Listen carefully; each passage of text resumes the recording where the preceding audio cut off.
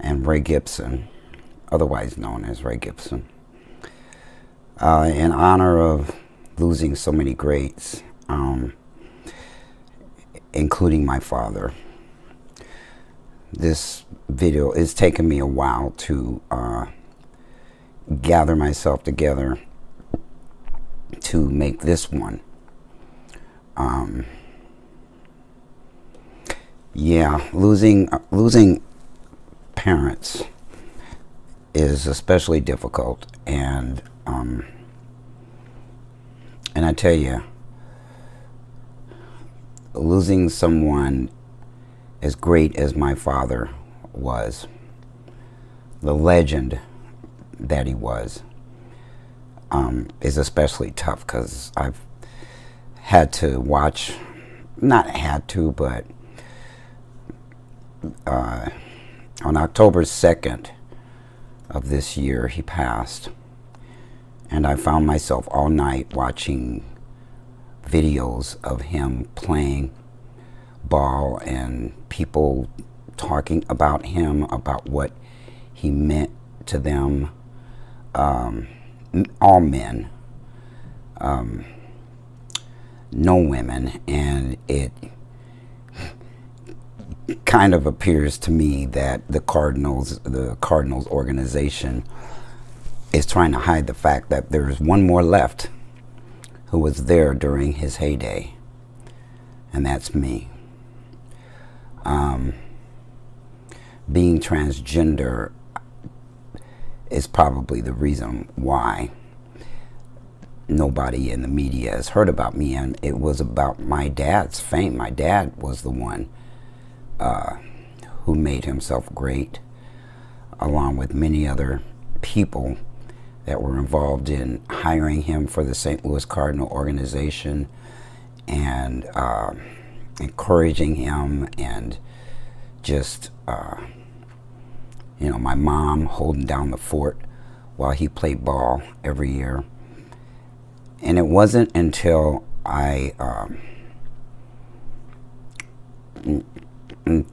was nearing the age of 10 that he started, the Cardinals started winning World Series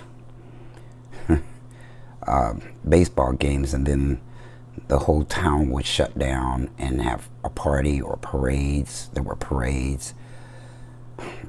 There's even pictures of me as a child, I'll say, all dressed up and what they thought I was. Everybody thought I was at the time, which was a little girl, sitting in the back of a limo.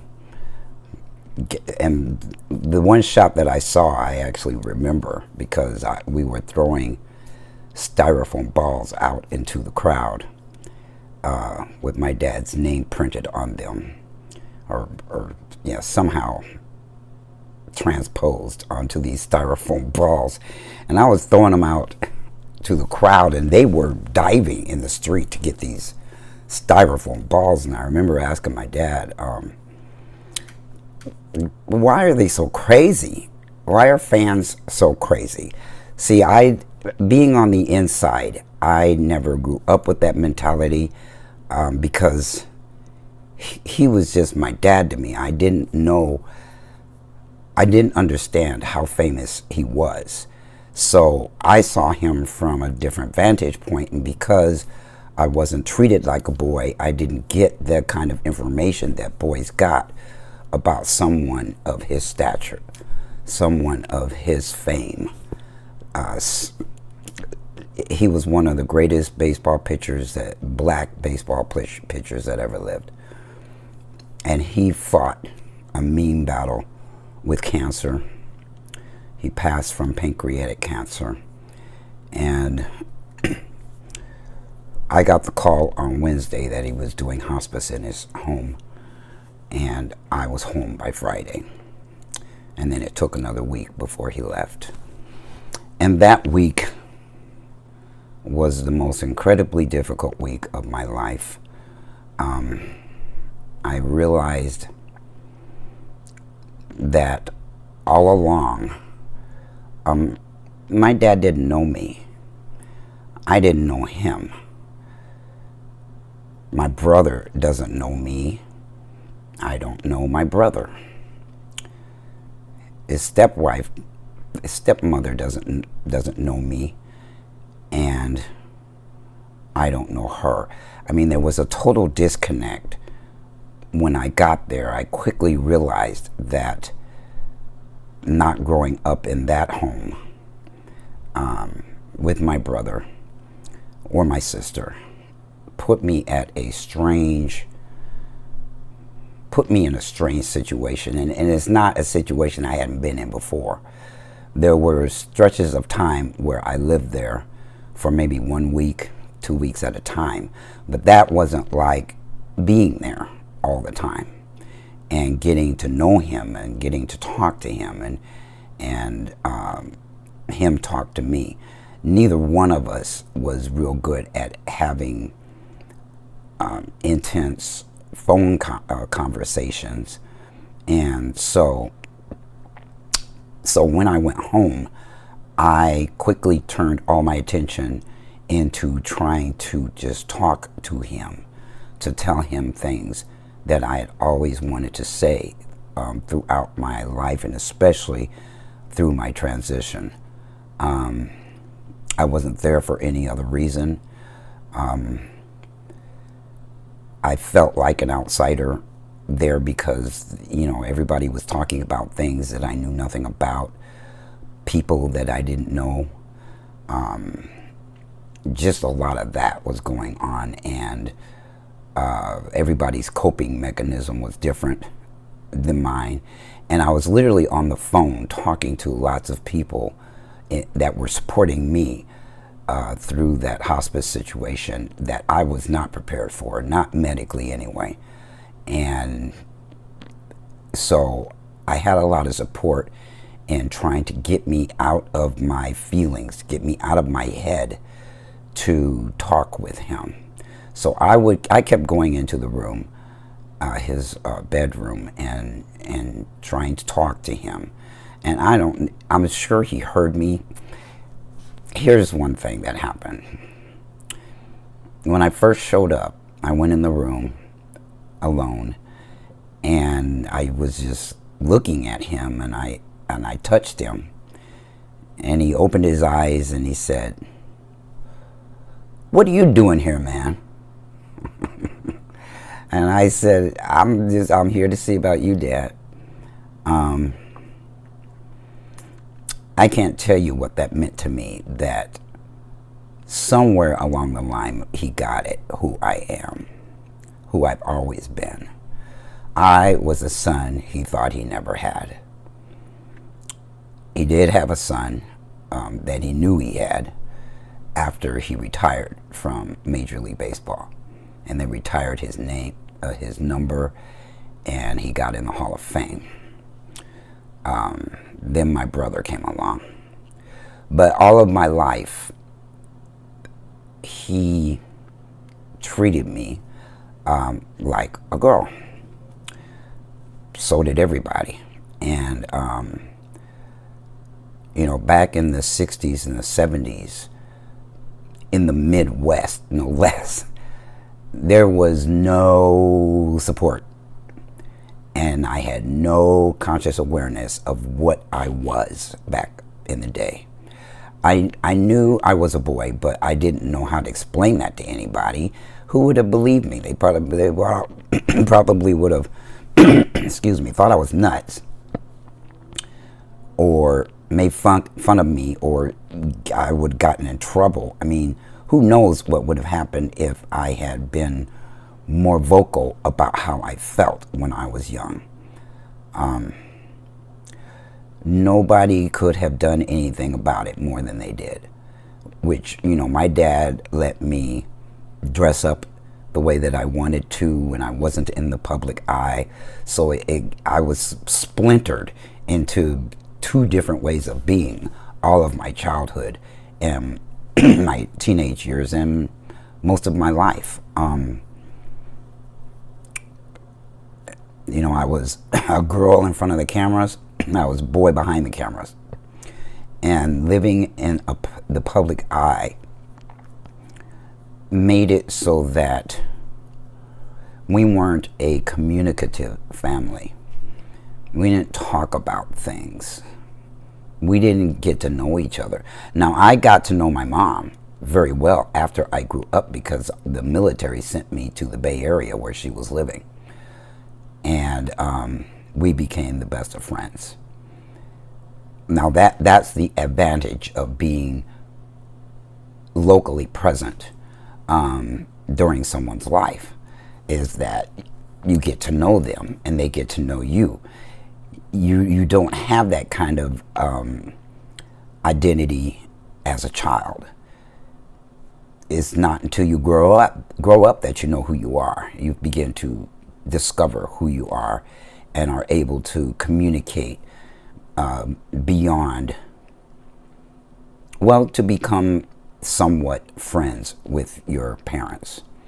I always knew my place with my mother and my father.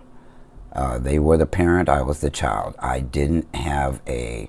would have never crossed the line of thinking that I could disrespect my parents.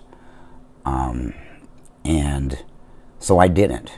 But I did chase my father all of my life, trying to get that attention that I wanted from him and didn't know how to ask for it as a boy, not as a girl.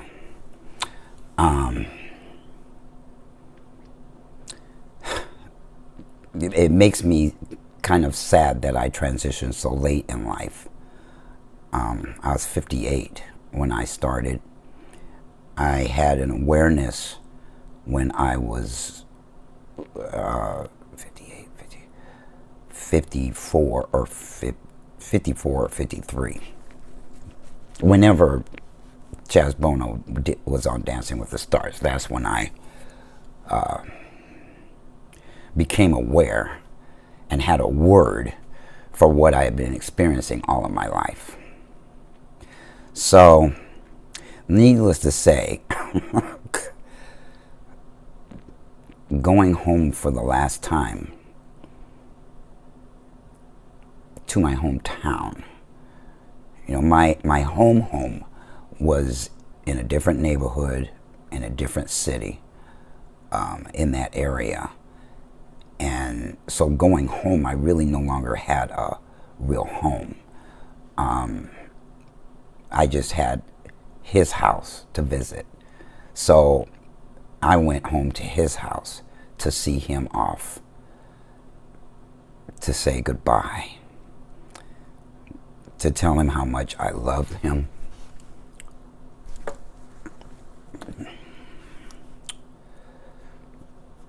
To tell him how much I wished we had had a relationship.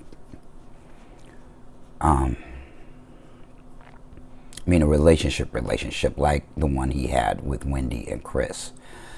Now, funny enough, he thought that I had a problem with them. And I never had a problem with them, with my brother and his mother. I had a problem with Dad not reaching out to me to get the kind of bond that I was looking for with him. And so I kept reaching out to him. And when he first got sick, I had ended a seminar at Landmark Worldwide, and I had planned to go home and have an extraordinary conversation with him that was going to break through the barriers that we had with transitioning from him thinking that I had been his daughter all my life when I was his son. And I had planned it, and then right maybe a week or two before I was to leave, he got sick. So when I went home, I did not go home with that in mind because he wasn't lucid enough to have that conversation. No way was I going to jeopardize his health, get him excited, make him think about things that it was hard for him to think about. I wasn't there to cause that breakthrough. And then I came home. I wasn't there for very long, and I came back to where I live and began to work on having that conversation with him while he recovered from cancer. He thought he was going to beat it. My dad, the warrior, the fighter, the legend of a pitcher. He wasn't, for people who don't know anything about baseball, he was an all-round athlete. He wasn't just a pitcher. He could hit, he could run, he could field when he pitched. And I told him when he was going that I was mad at him that the games only lasted like 90 minutes. He pitched so fast that I didn't get enough time to play in the ballpark before we had to go home. And I don't know if I ever complained to him about that out loud. I probably didn't. But I wanted more time to play. And I knew every inch of that ballpark. I was all over that ballpark. My mother practically had to send out a search party at the end of the games to find me, to find out where I was in the ballpark, because I was a very independent child. And, I always wanted to be in the dugout. I wanted to be in the locker room. I didn't understand why I couldn't be in the locker room. In my book, I'll explain why it didn't matter to me of the genitals of those men in the locker room. I didn't care about that. I wanted to be with my dad. I wanted to play catch with him before the games, which is what all the sons of the ball players got to do before baseball games. They'd play catch with their dad, and I wanted to be out there with him.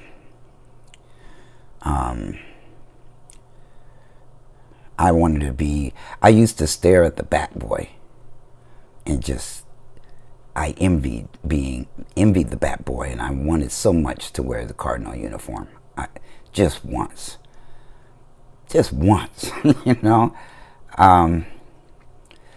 But again, my situation as it was, they didn't know I was a boy, so they wouldn't put me in a Cardinal uniform and let me be a bat boy. Now there are bat girls in baseball games. God, what I would have given to be in that position in the 60s and the 70s. Boy, that would have topped the cake. Instead, I became a very serious athlete. I did everything, except the only sports I didn't like was things like hockey, golf, tennis. Not me playing them anyway. But everything else I did, and I was on the track team, and played all the contact sports, and I took after him. I was just in the wrong body at the wrong time in history, or things would have been a lot different. But I'm not going to try to feel bad about being ahead of my time when I was young.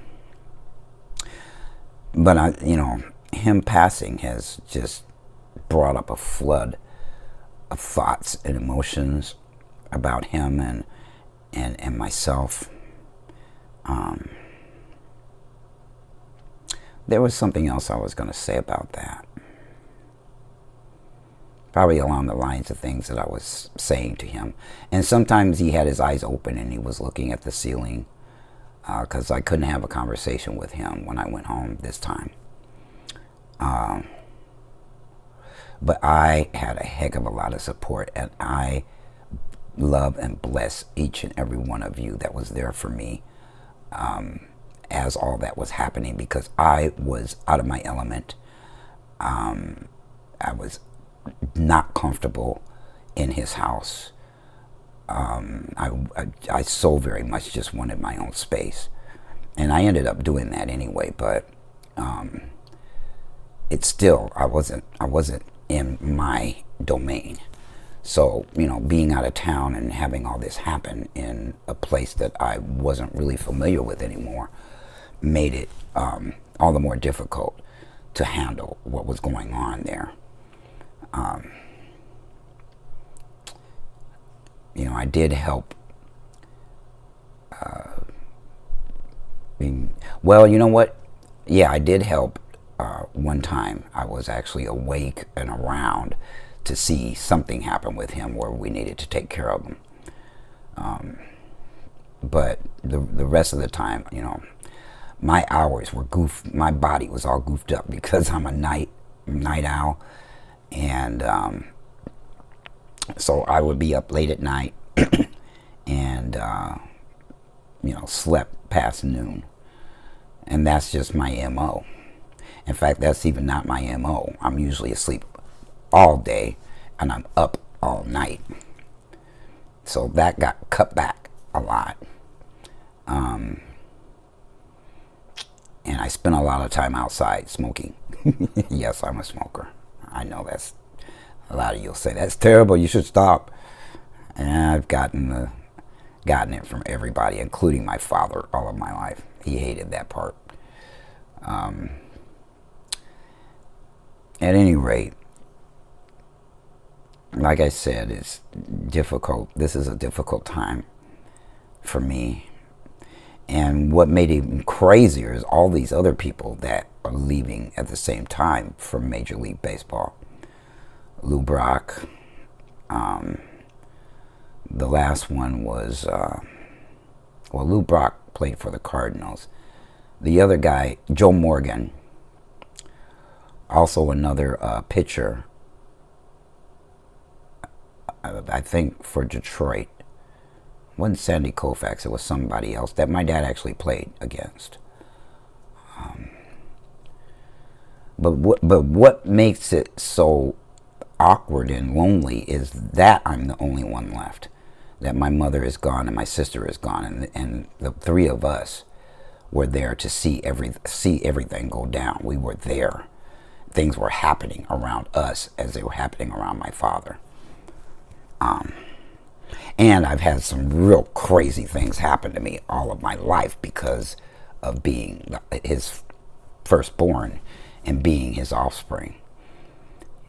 You know, I've told stories in other videos about things that have happened as a result of being his son. I had a contract in St. Louis once. And that was bizarre because I was, you know, I've told this story before, but I was outside on a cigarette break and talking to this woman, and somehow we got on the topic of our parents, and she told me what her parents did, and I kind of skirted around what mine did. And, you know, my mom was a stay-at-home mom, and I had my dad, and she said, "Wait a minute, who is your dad?" And I just quickly said, "Bob Gibson," you know, like that. And she went, "Oh my God," and she started crying. And then she wanted to rub my arm. And I thought, oh gee, here we go again, right? Like somehow fame or something about my father would rub off on me to her. Fan mentality is crazy to me. It just doesn't make any sense. I'll never get it the rest of my life.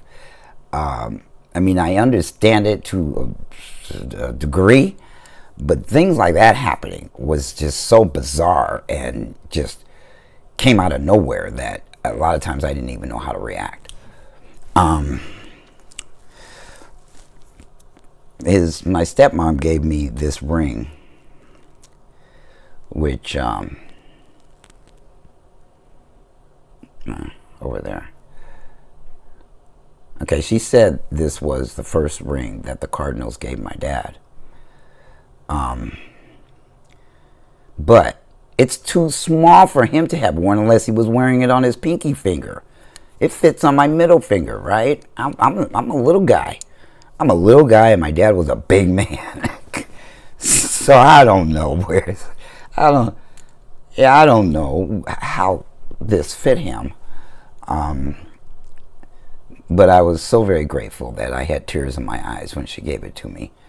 Because I was, my whole life flashed in front of my eyes. His whole career flashed in front of my eyes when she gave me this. All the things that we'd gone through together to survive his celebrity, I'm sure it was quite different after he retired than being there in the middle of the action. So she and my brother got to know him as him, not the baseball player, and I got him and the baseball player, who we didn't talk much as a family. So, yeah, I didn't have any stories to tell, any memories of the last 43 years, which is when I left home, and 44 years ago. But I did tell him things of my growing up years. Just talk to him. I got to hold his hand a little bit because he was reaching out to have his hand held. So I grabbed his hand and held it. The whole thing was just incredibly sad and incredibly stressful. And it was hard to see this giant,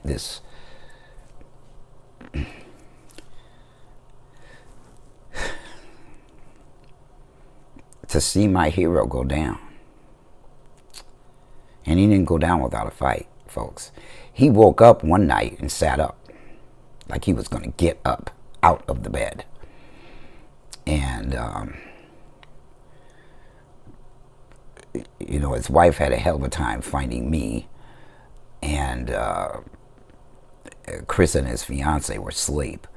So she was trying to get our attention. And when I was downstairs, actually, outside, looking out for raccoons and bugs and all sorts of things down there on the deck. They lived at the edge of a forest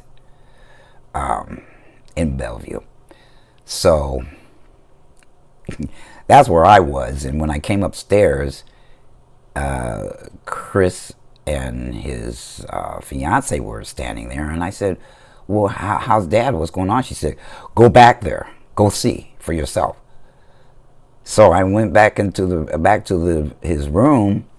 He had a hospital bed in there, and he was sitting up in the bed and trying to gather himself to actually get up. So the four of us, 1, 2, 3, the three of us coaxed him back into the bed because he was in no condition to stand up.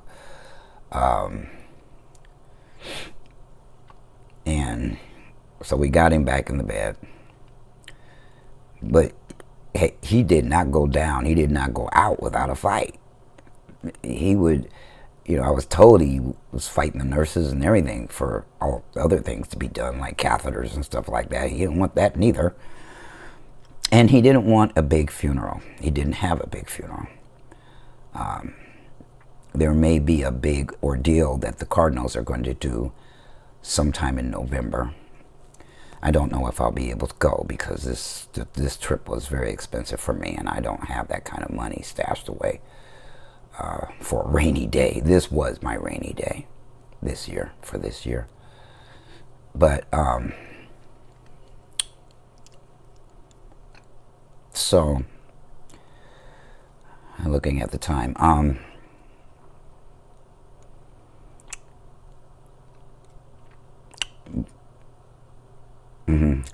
I'm rarely without words, folks. So I'm struggling to make this video. I'm gonna miss the times that we could have had.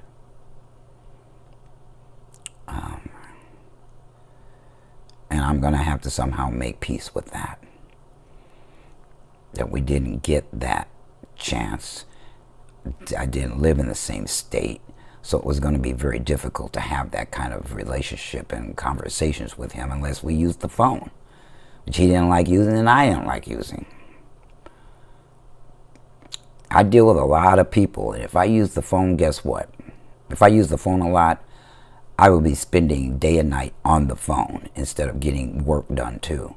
I need to be able to multitask to do what I do, and not with the phone. I can't do it with the phone and with my computer at the same time. My attention isn't going to be on one thing or on the other. So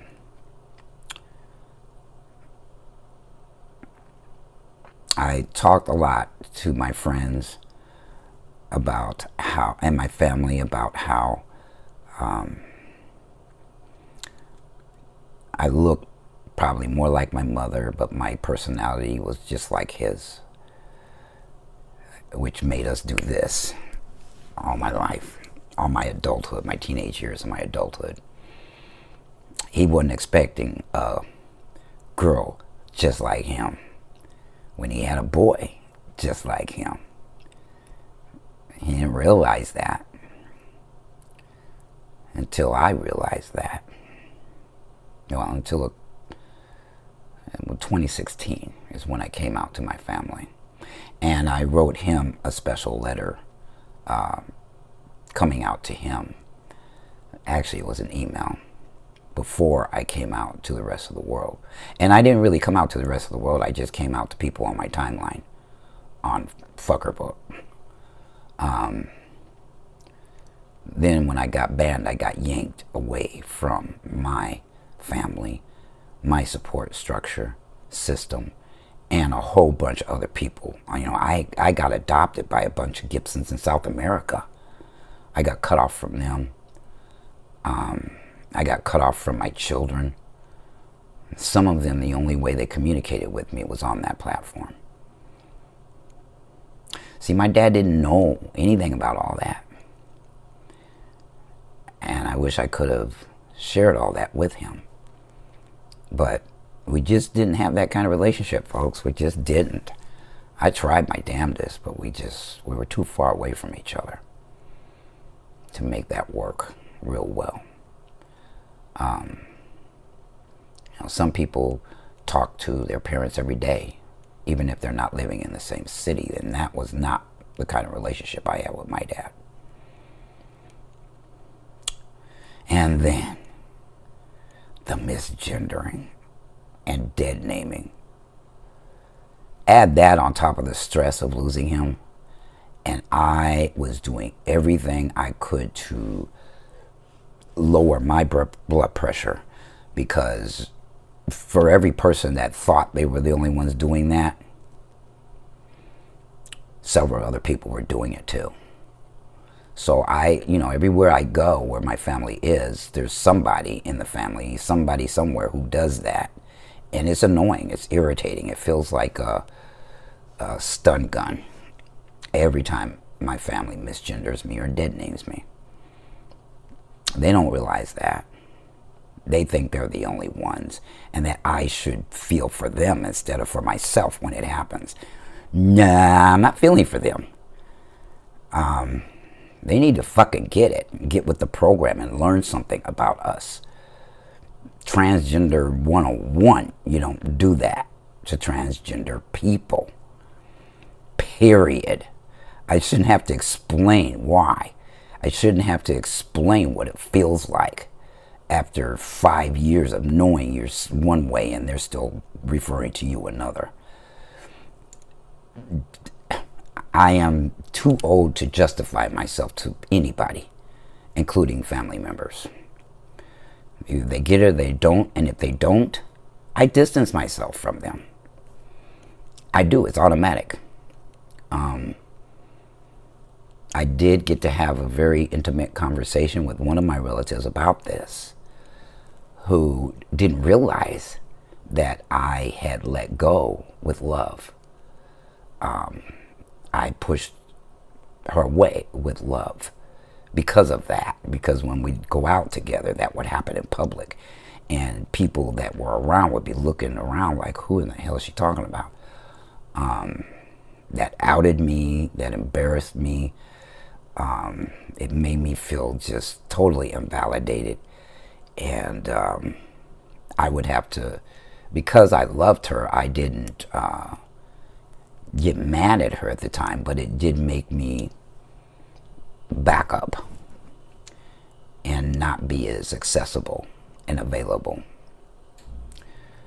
Now, had she been able to get it together and, refer to me the correct way, we would have spent more time together. She got that, and when she got it and I explained to her what was going on at the time, she began to cry. Because it was like a light bulb went on for her. And I'm glad it did.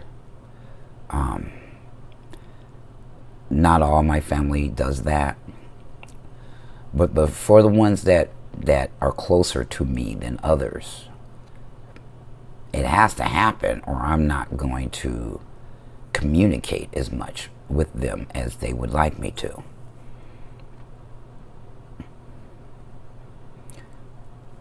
And not out of anger, out of self-preservation,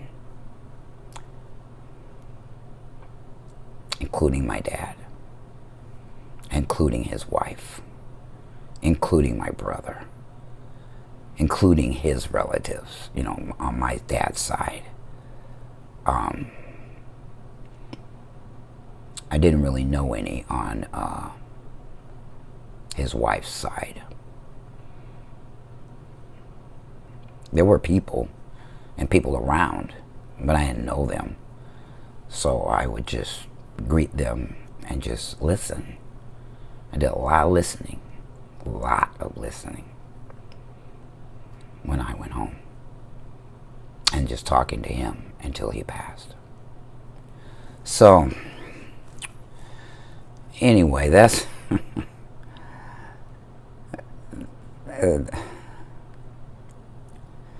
I wanted to say something else about the genital issue, but I have said it before that, that's basically what they don't consciously think that's what it's about, but that's what it's about. And having hair on my face didn't really matter. They look right through that. They don't see this. They don't see a man. They see what their mind remembers. Which makes us feel like they don't see us for who we are, as we are, in real time, in the now, not in the past. I don't live in my past. I live today. They're in the past. So sometimes it takes a long time for people to come out of that past, and sometimes they never do. Some of them never even go there, and some of them come out partially. And it's all things we have to deal with on top of regular stressors in the world.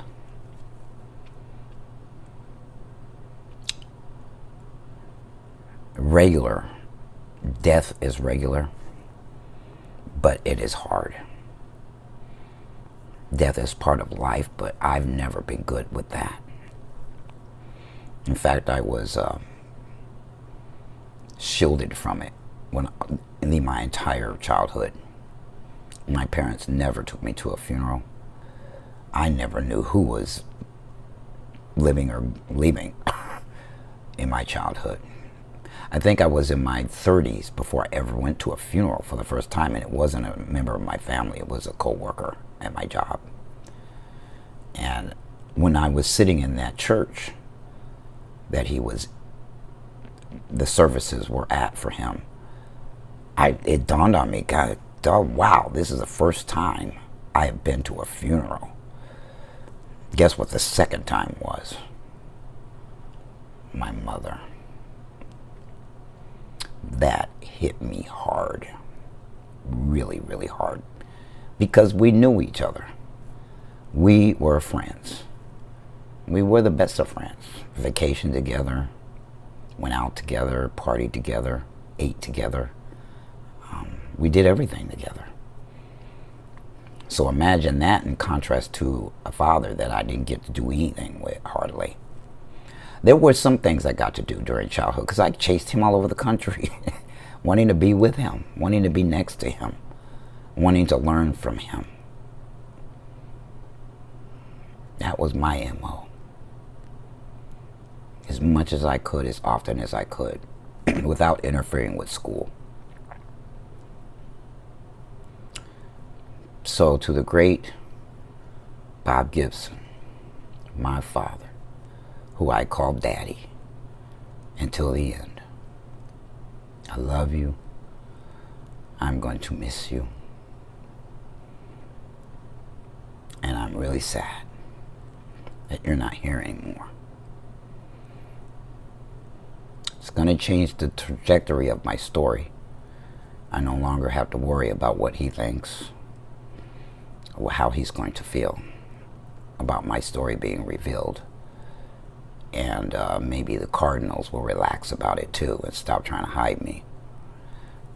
My stepmother saw to it that the obituary was correct, that he was survived by 2 sons, Ray and Chris. Or Chris and Ray. But it's funny because some people that I've known in my childhood, in my teenage years, have contacted the family, who contacted me and told them they sent their condolences, and I connected to them, and their people were saying, "Who's Ray?" And he didn't have 2 sons. Yeah, my old friend Lisa from high school said her mom was tripping because she didn't remember him having no 2 sons. And I just kind of laughed at that. The way she explained it, it was really funny because her mom was hip to all this stuff. She's very aware in the of the LGBT community in my hometown, and it didn't dawn on her that I might be transgender and my name was different, or that I changed my name. But anyway, to my family, I love you very much. I hope you show up when the Cardinals have whatever ordeal they're creating. I think it's too soon to do that because of COVID-19, but they're probably going to go out and do it anyway. They did it for Lou Brock and during this, and they'll probably do it for him anyway, somewhere around his birthday, which was November 9th, 1935. So, everybody have a nice weekend. And I gather myself and get myself back in the saddle to making more positive videos, but I just had to say a farewell to my father, Robert Gibson, and hope we all, his family, gets through this with love and honor and pride of being related to him. I know I am.